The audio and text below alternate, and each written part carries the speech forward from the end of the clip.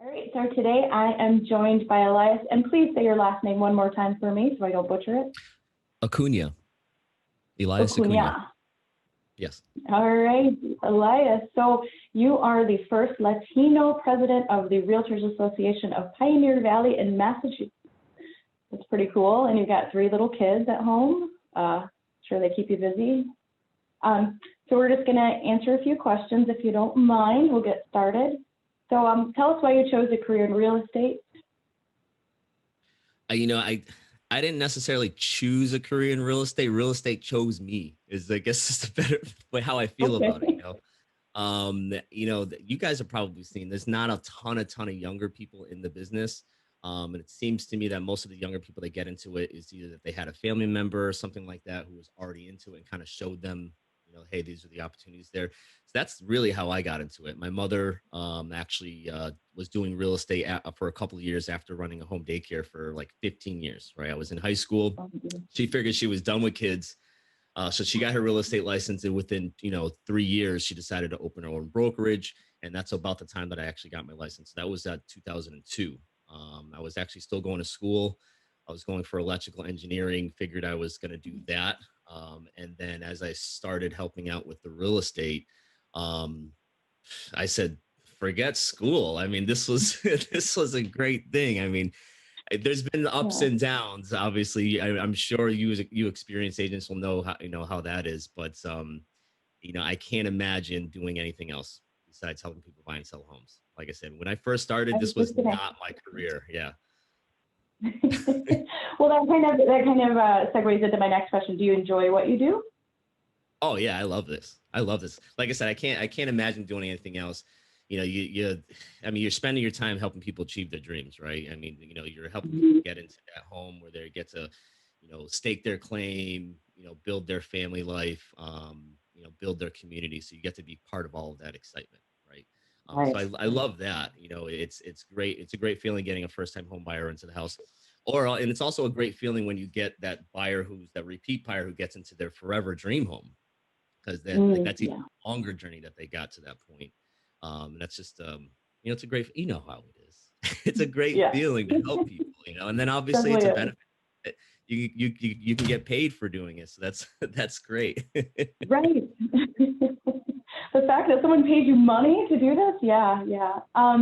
So how important is it maintaining a work-life balance? All right, that very important. So I was lucky with the way I started off, because again, I had family. My mother, was a broker. My father got his license. We actually had several other family members get their license. My wife has her license now, so we're pretty much a family business. With all 3 of my kids, they didn't go to daycare until they were 2 years old.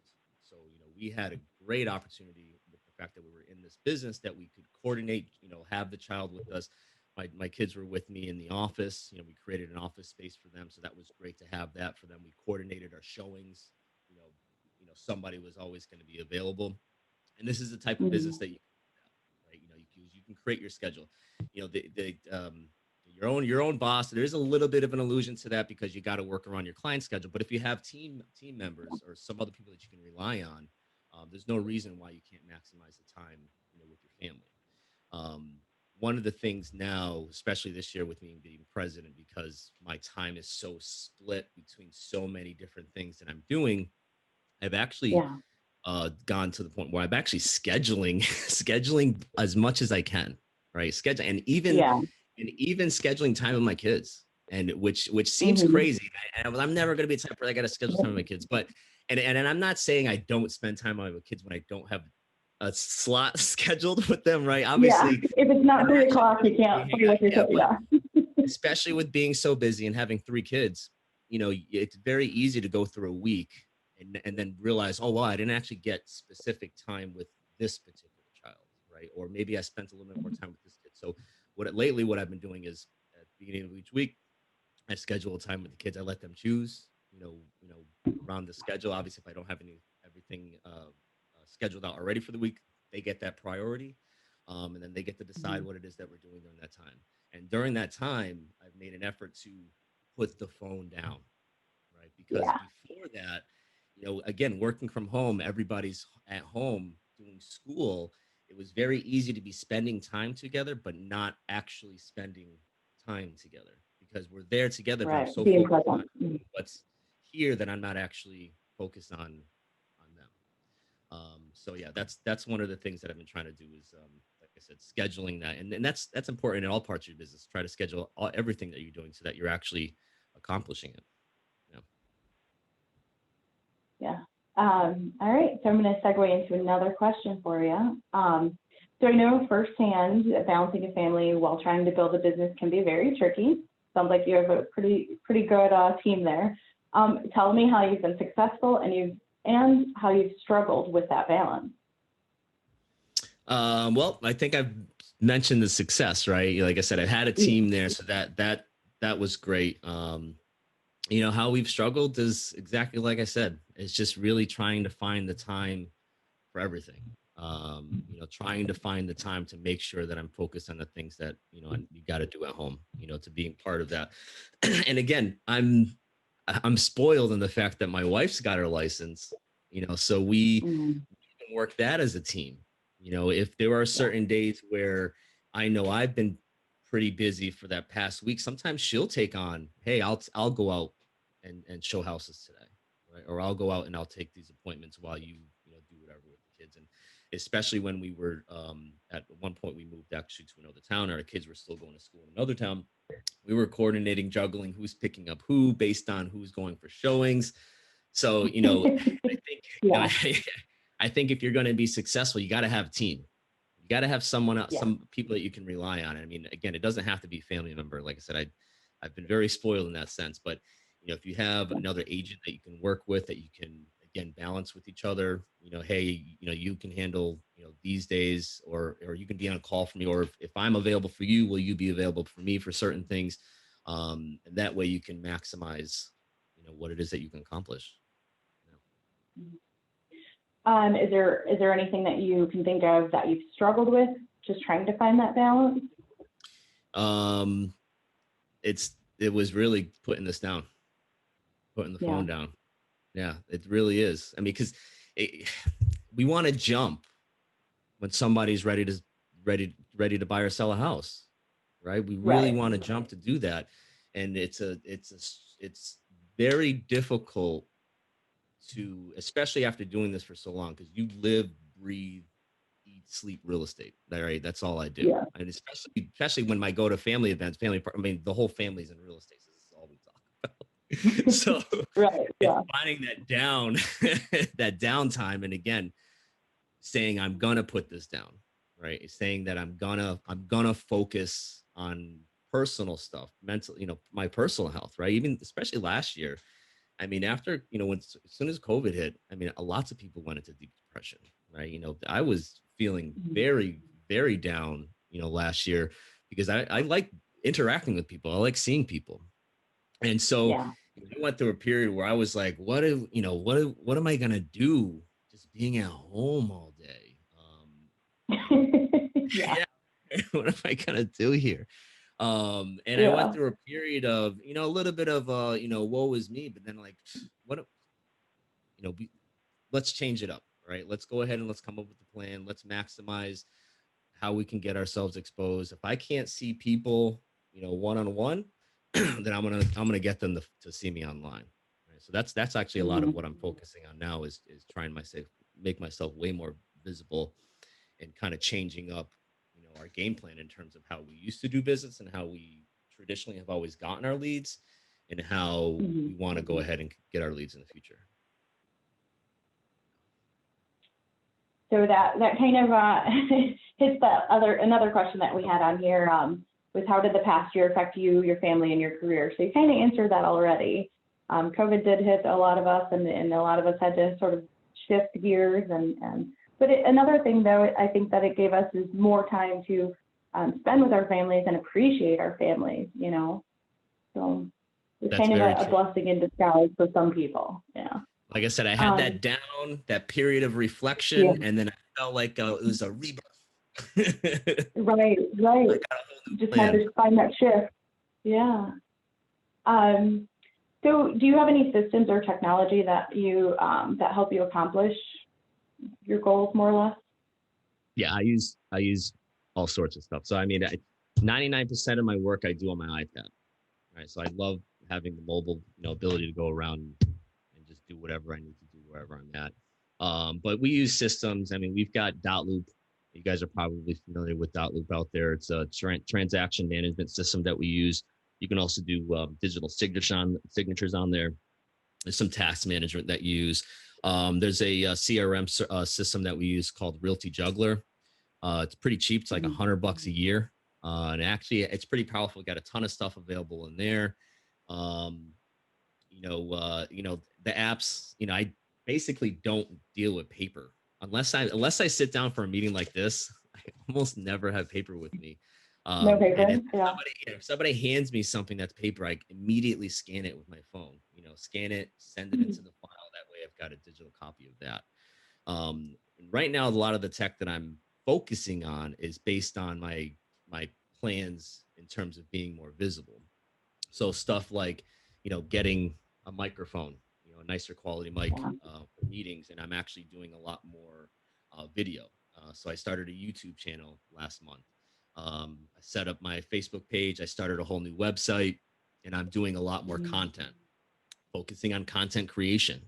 Trying to again make video, any type of visual stuff. Canva, you guys are probably heard of Canva. Oh yeah. Yeah, you should be using Canva. There's so many things that you can do on Canva. There's another website called Slazzer that I use that removes like the background on images, right? So if you have an image, you need to remove the background on Slazzer. That's a good one.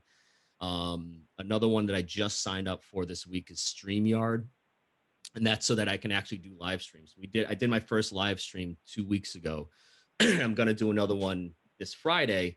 And the whole goal is to basically have a fun forum, fun space where we're kind of talking about what's going on. We did on the first one, I did the 2020 year in review market games. So we kind of played games like, hey, how big was the biggest house that sold in our county? How many bedrooms were the most bedrooms that sold in the county? Kind of fun things that we can get the audience to kind of participate in, but it's all still focused on real estate. Yeah, and moving forward, it's really entertainment marketing, right? And the hope is that features me as a personality, or features my personality, and then people get to are drawn to me, in that sense, right? As you know, there's a ton of other agents out there, right? There's a ton of competition. I mean, Massachusetts is over 60,000 agents. We're like 10,000 square miles. So, there's 6 agents per square mile. I mean, there's a lot of competition, right? So why is somebody going to use you versus the 10 of other agents that they know?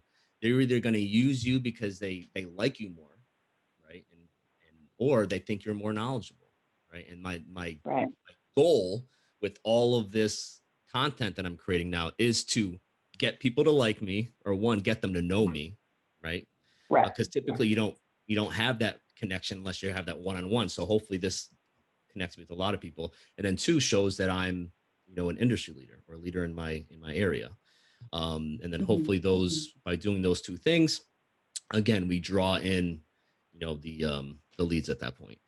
Before this, 99% of our business has always been from past clients, relationship marketing.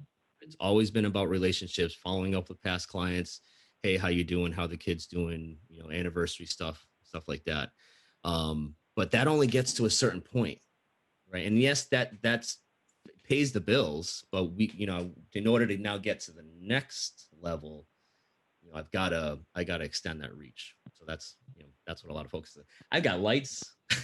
We got all sorts of lighting systems. I got smart bulbs. Yeah, I got the smart bulbs going. So like I said, when I'm doing my streams, I got the room colored, kind of cool. I'm trying to make it visually appealing, so that it catches people's eyes, right? One of the big things that some agents struggle with is that it's, when you're in the transaction, it's all about the clients, right? Your obligation is to put their interests first, and it's all about them.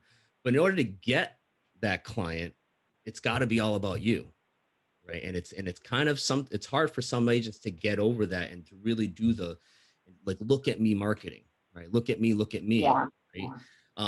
And because even that puts a bad taste. I mean, I've always, I hate, look at I all the don't like houses this I angle. sold. Yeah. Yeah, Yeah. So, I'm trying to, trying to do it in a way where, again, it accomplishes those simple tasks. And, a lot of what I'm talking to my agents, we've got, like I said, we've got a number of agents in our office, and we're all talking about what is it that they like, what are their interests, and how can you turn that into a resource of leads. One of our agents is talking about, she likes doing a lot of home cooking. She's going to be doing real estate and cooking. So she'll be basically just talking about buyer tips while she's making dinner, right? And it's going to hit home for somebody, and somebody's going to enjoy that.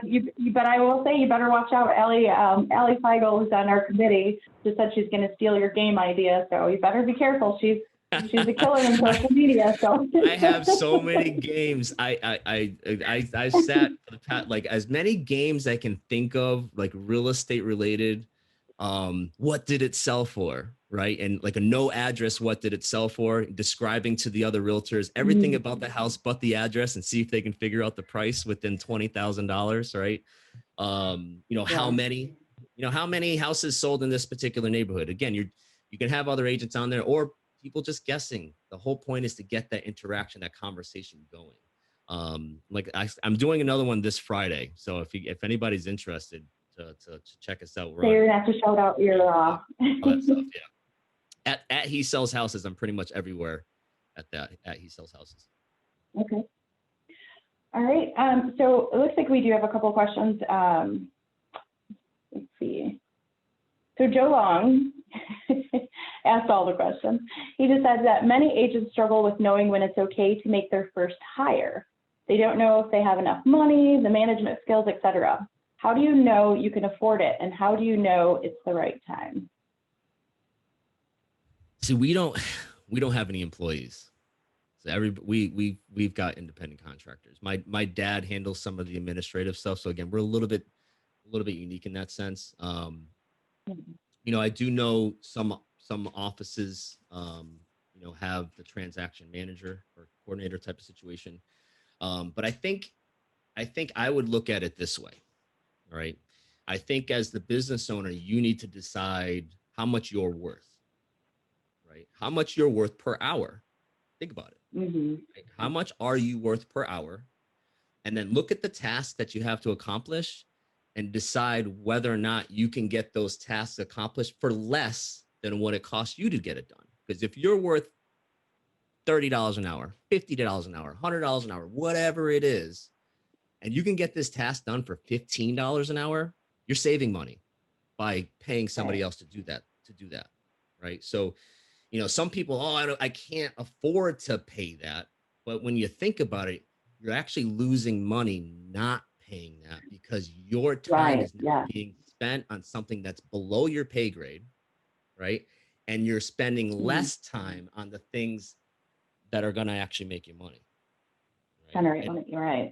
And even even just the stress, or the having to have that task just sitting in storage right here. It's just sitting there. That takes up mental capacity, and that, again, that's worth something, right? To not have to think about that one other thing. And every business is different. Everybody's skill set is different, right? I mean, I know some agents can't, they have trouble just making a post on Facebook, right? So look at your skill set. What is it that you can do? And there are going to be some things that even that I'm doing now that I could pay somebody to do, but I know I have such a specific idea of how I want to do a couple of things. I'm still kind of handling those, but the whole idea is to get that started, and then I'm now going to pass on the maintenance to pass that on. Right. Yeah. Yeah, because I would personally pay a transaction coordinator any day to handle my paperwork, because that is one thing that I do not enjoy. So I don't mind showing houses. I don't mind, all the other stuff. I don't mind calling people, but it's that paperwork. I will pay anything. Yeah. I mean, don't quote me on that. It's like, and it's also those systems that you use. If you pay for the right system, you may not have to pay a person to do it. There's lots of systems out there. And what I tell my agents is, what works for you. That's really what you want to go for. Don't care about what all the other agents are using, right?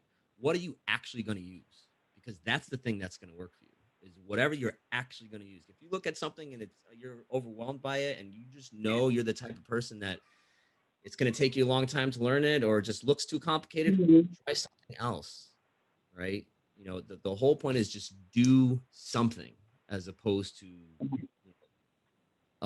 leaving it up here.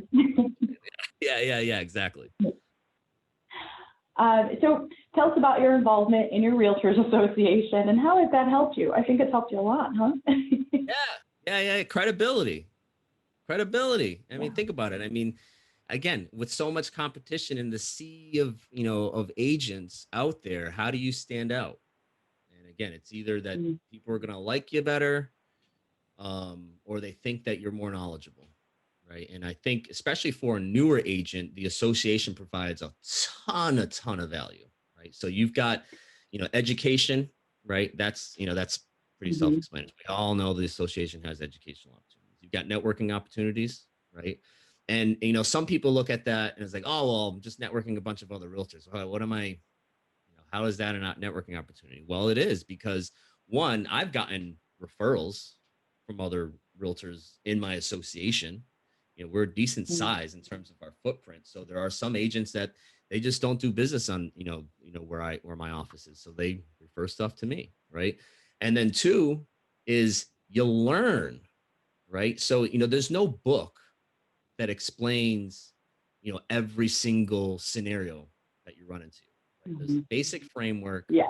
But all the variables are different. All the people are different. The loan officers are different. The agents are different. Everything and so there's no set way like, oh, this is exactly what's going to happen. So you want to make sure that you have access to other agents that you can have conversations with. What did you experience, or what are you trying right now? And then from there, you're going to learn, because there are many situations that you're not going to know how to handle unless you speak to somebody who's been through it. And if you're either going to get that through your broker, or you're going to get that through, again, having conversations with other agents at networking events. True. And it's just nice to know other people, because when things happen, a house pops up and you see a house and that realtor, you can call them up and say, hey, I saw that you got this house. And, it's just really nice it's almost nice to do deals with your friends, right? Yeah, so, that's true.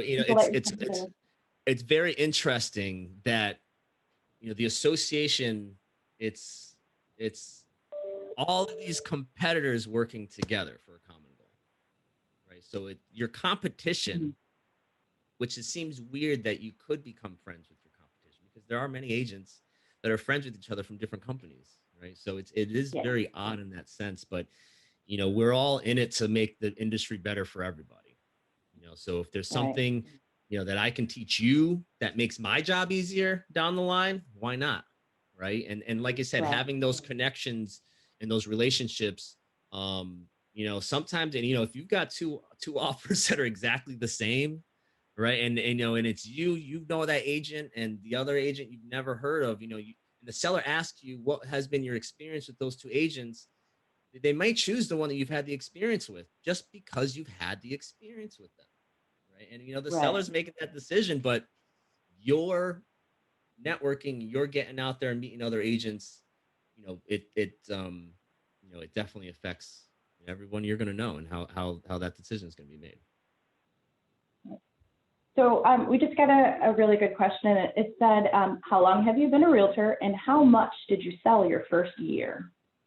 So I got licensed in 2002. So it's got to be 18, somewhere around there. But I joined I've got my license at first, and I actually didn't do anything in the beginning. But my the first year I actually joined the association to actually do some deals. I actually I think I made $7,000 that year. It wasn't It wasn't very much. And I actually that year, I think I had like 6 deals in a row fall apart, like all around the same time. And it was just like, what am I doing? Right? I'm doing all this work. I'm not even gonna get paid.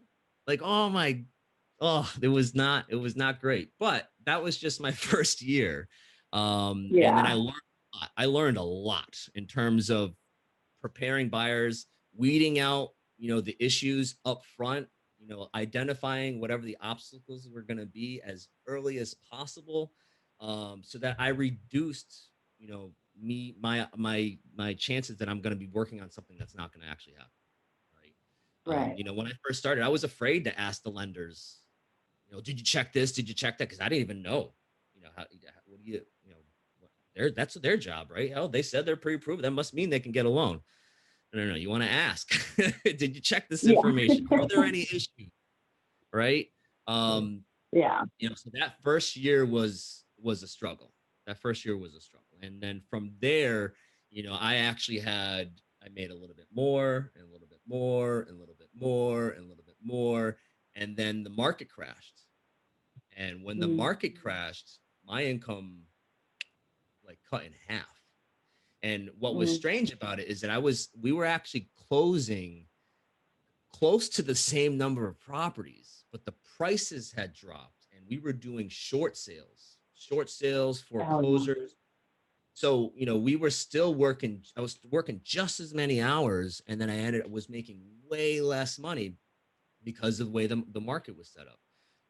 But we kept at it. Again, still closed a lot of properties, helped a lot of people negotiate short sales, helped a lot of people save their houses, got a lot of people to stay in their properties.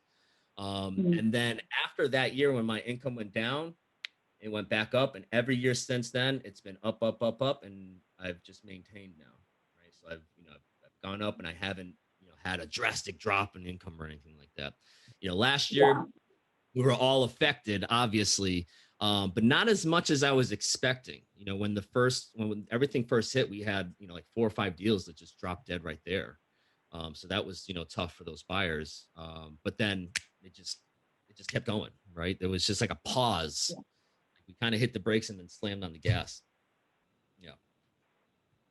So that's really nice. I mean, it's nice that your businesses continue to grow from $7,000 your first year. Unfortunately, my phone was ringing, so I don't think everybody could hear that. But $7,000, because you hear all these stories all the time about these people who just jump in their first year and they're killing the game, and they're selling $1 million, and all this kind of stuff. And it makes you sort of reflect, make a little self-reflection, and you're like, well, what am I doing wrong?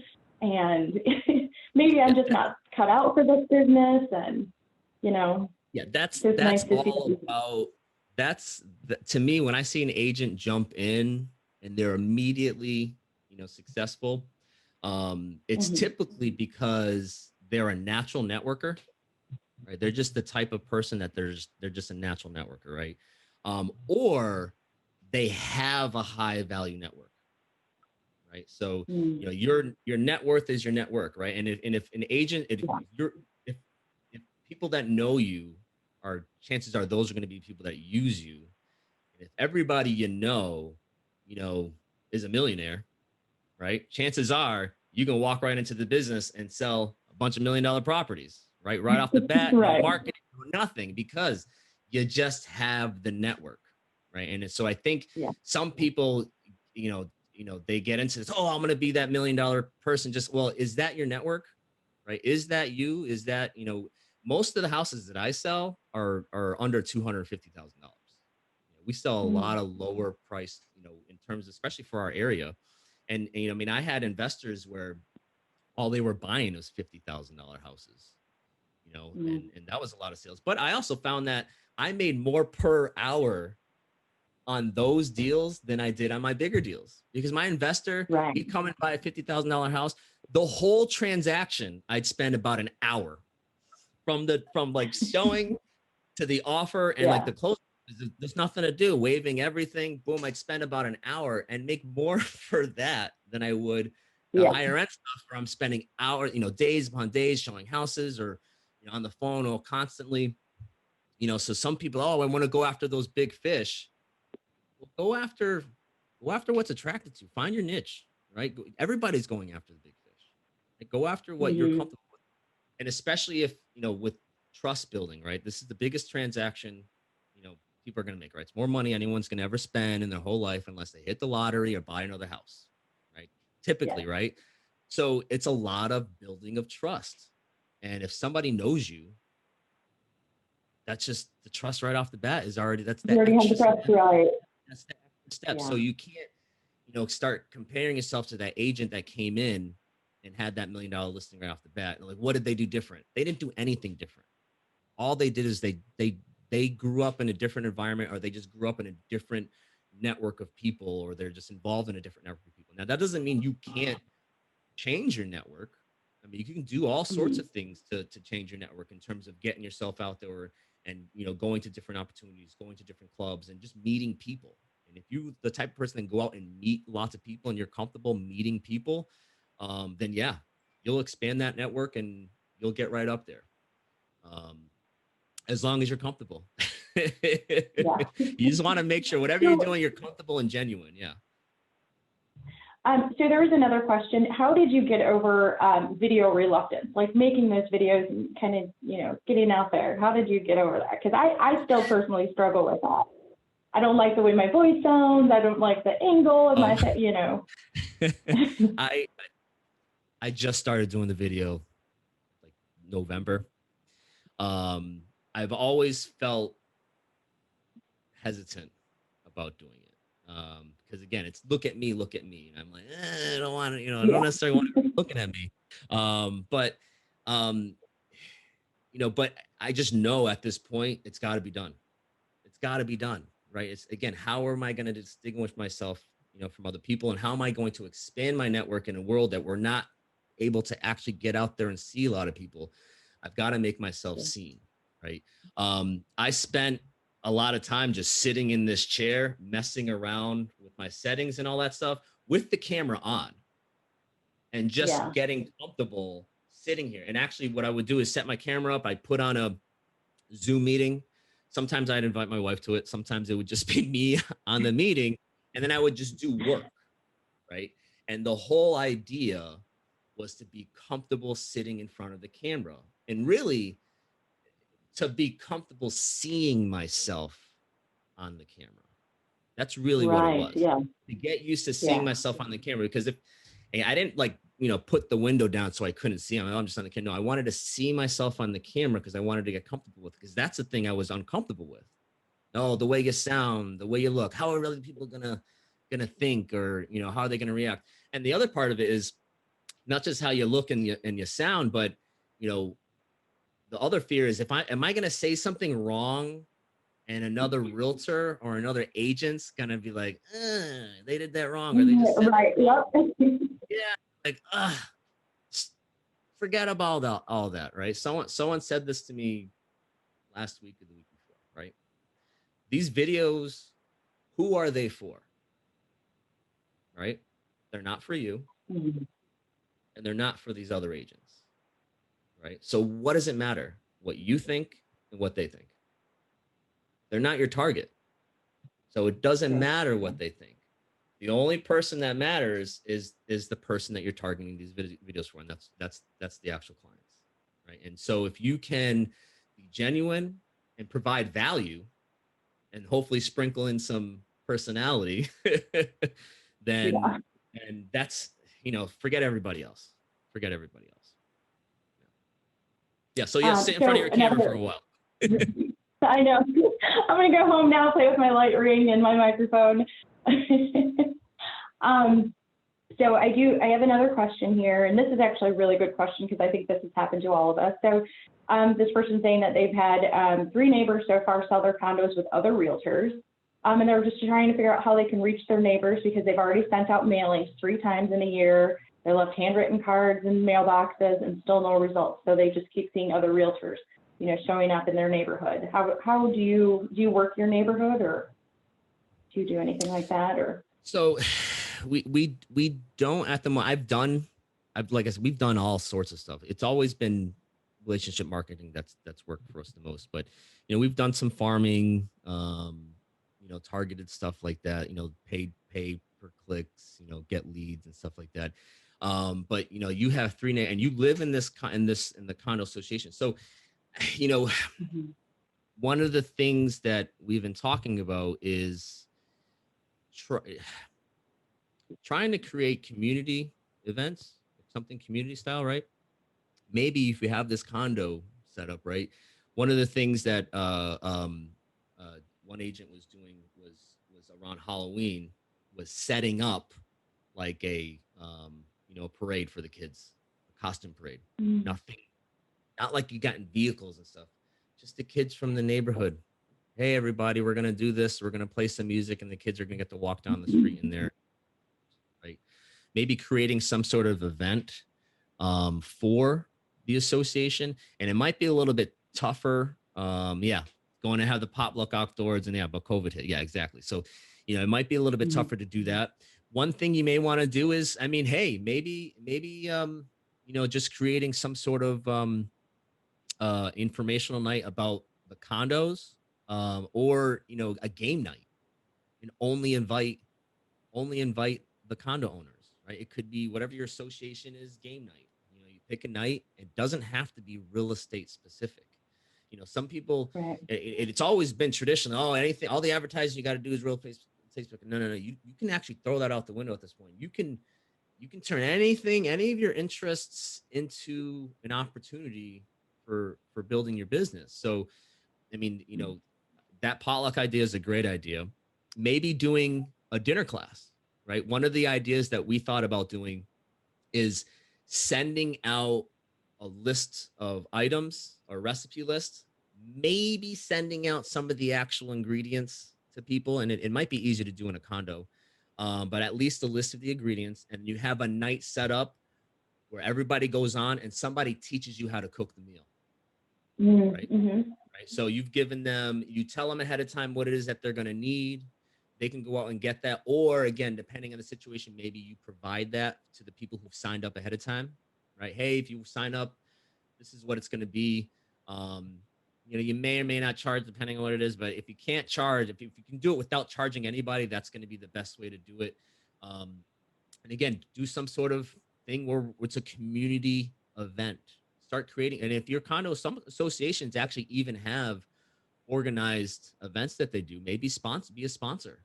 You know, ask the association, Right. can you sponsor anything that they're already doing? That way, you don't have to reinvent the wheel. You can just kind of place yourself in there. You know, that could be a great thing.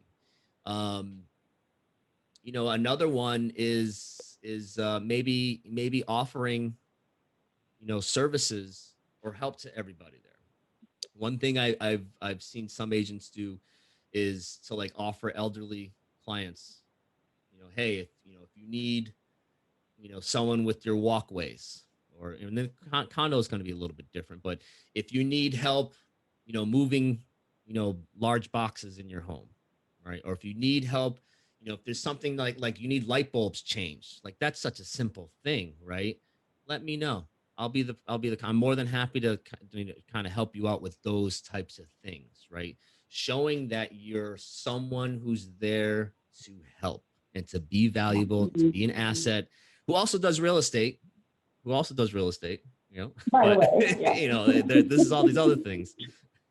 Yeah. Yeah.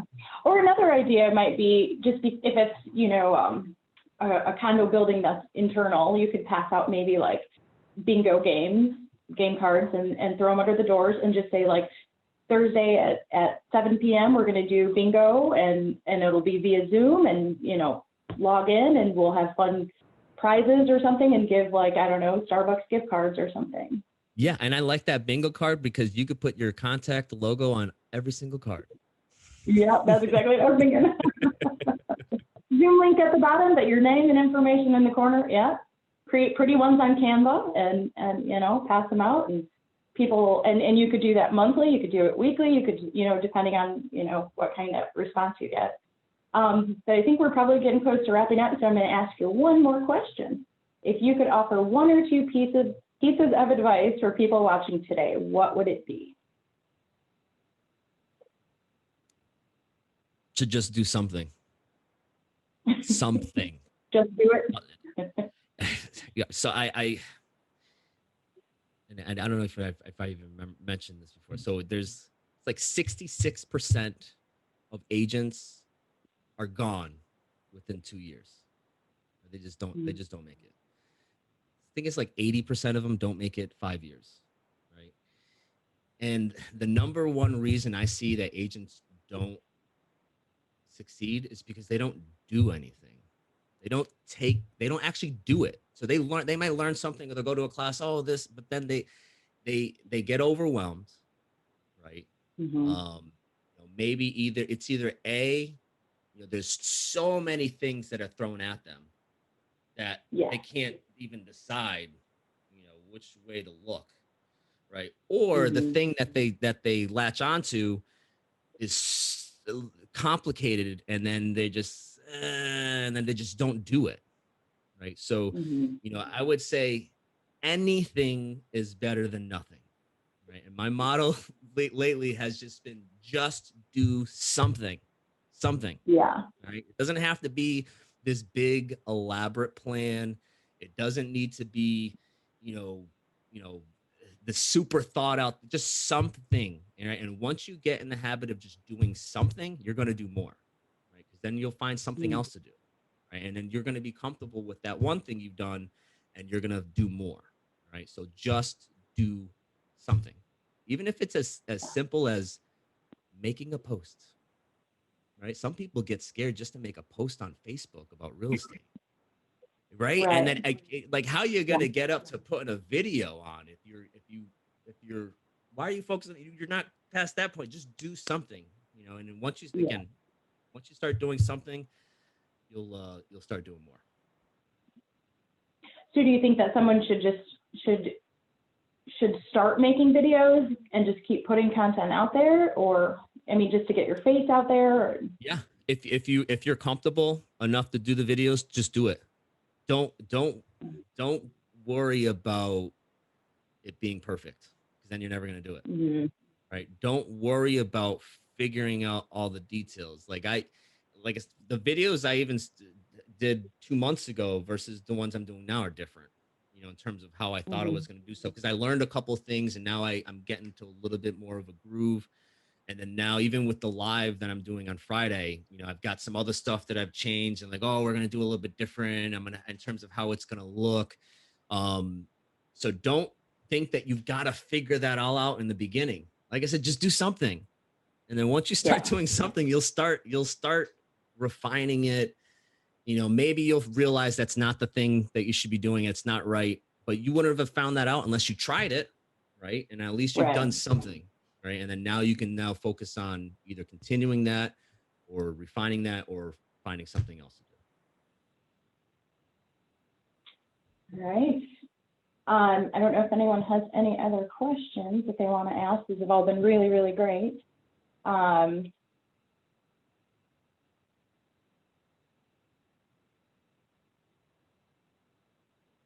really see much else. So I guess, cool.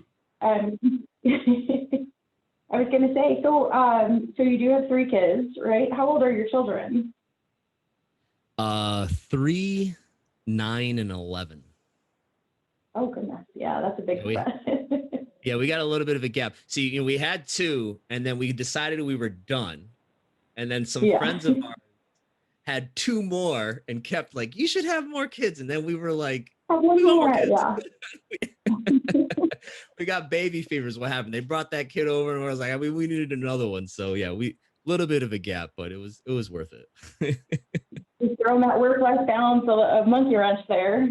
Like you had it probably going really well with the older ones, and then just throw a baby in the mix, and that just kind of. But you know what? The third one is way easier because we've got the help of the other 2. They're very helpful.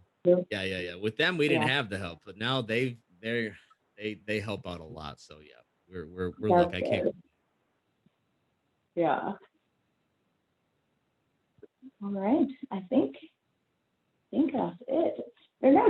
Do you have any other anything else that you want to add to this, or?